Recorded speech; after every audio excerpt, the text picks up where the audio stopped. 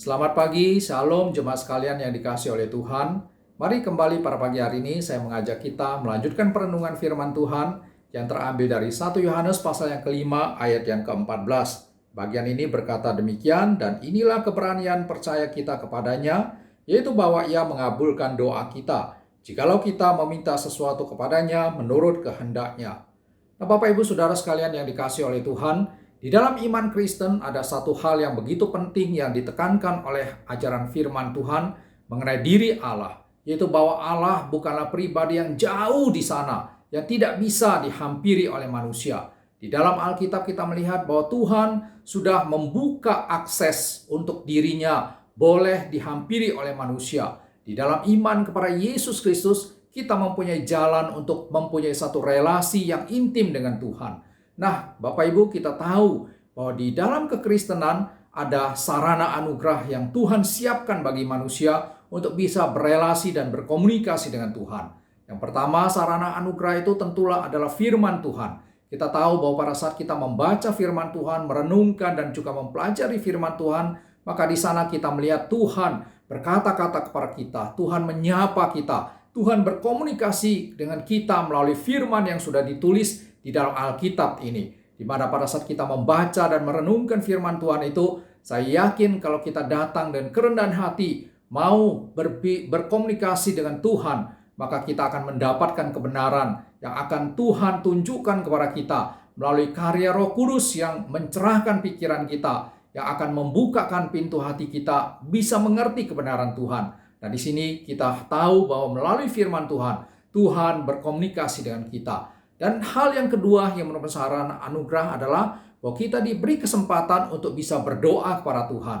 Nah, konteks berdoa ini adalah bahwa kita mempunyai satu kesempatan yang begitu indah untuk membangun satu relasi dan juga komunikasi yang begitu intim dengan Tuhan, yang mulia, yang kudus adanya. Nah, inilah suatu keistimewaan sebagai orang yang percaya bahwa kita mempunyai satu kesempatan yang luar biasa ini, di mana kita bisa menggunakannya untuk mencurahkan segala isi hati kita, untuk menuangkan segala apa yang menjadi pemikiran kita kepada Tuhan yang Maha Tahu, yang akan mendengarkan, dalam artian meluangkan waktunya untuk bisa mengerti apa yang menjadi isi hati kita. Nah, Bapak Ibu, pada waktu kita menjadi orang yang bersekutu dengan Tuhan di dalam berdoa kepada Dia, nah disinilah kita harus juga menyadari dua hal, bahwa seorang pendoa adalah seorang yang harus mengerti, menjadi orang yang berdoa secara benar, ya, menjadi pendoa yang benar.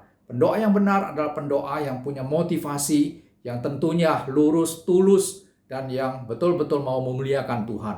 Pendoa yang benar adalah pendoa yang mempunyai satu kehidupan, perilaku, perkataan yang juga seturut dengan kebenaran firman Tuhan. Nah, disinilah kita perlu memeriksa diri kita pada saat kita berdoa kepada Tuhan. Dan hal yang kedua yang juga penting kita perhatikan adalah isi doa yang benar.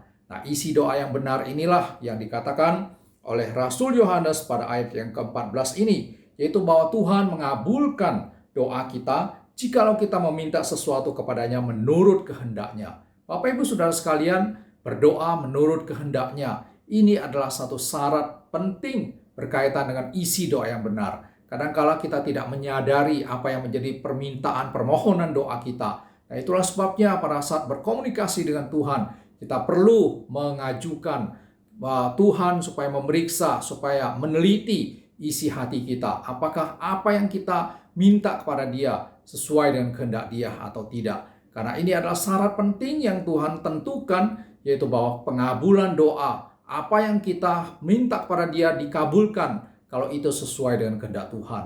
Nah, Bapak Ibu Saudara sekalian, kita harus belajar bahwa berdoa yang benar adalah berdoa dengan isi doa yang benar. Nah, kalau kita misalnya berdoa berkaitan dengan hal-hal yang menjadi kehendak Tuhan, misalnya berdoa untuk kepentingan Tuhan, berkaitan dengan perluasan dan juga berkaitan dengan perkembangan Injil Tuhan melalui misi, maka di situ saya yakin bahwa kesaksian orang Kristen yang mempunyai satu hal yang menjadi berkat bagi orang lain, pekerjaan Tuhan melalui misi, di mana melalui misi tersebut Injil diberitakan kepada orang-orang yang belum percaya. Di sana saya yakin sekali bahwa kalau kita berdoa untuk hal-hal yang berkaitan dengan kegiatan misi, ini adalah suatu hal yang jelas menjadi suatu yang sesuai dengan kehendak Tuhan. Dan saya yakin sekali bahwa Tuhan tentu akan menggenapkan apa yang menjadi rencana Tuhan di dalam apa yang kita doakan berkaitan dengan misi tersebut. Karena itu Bapak Ibu Saudara sekalian, sekali lagi pada bagian ini kita diajarkan untuk punya kepedulian terhadap hal-hal yang betul-betul sesuai dengan kehendak Tuhan. Di dalam doa-doa kita, mari kita terus belajar untuk mengoreksi diri kita supaya kita mempunyai kehidupan doa dan komunikasi yang semakin akrab dengan Tuhan. Kiranya Tuhan memberkati kita melalui firman yang barusan kita renungkan ini. Amin.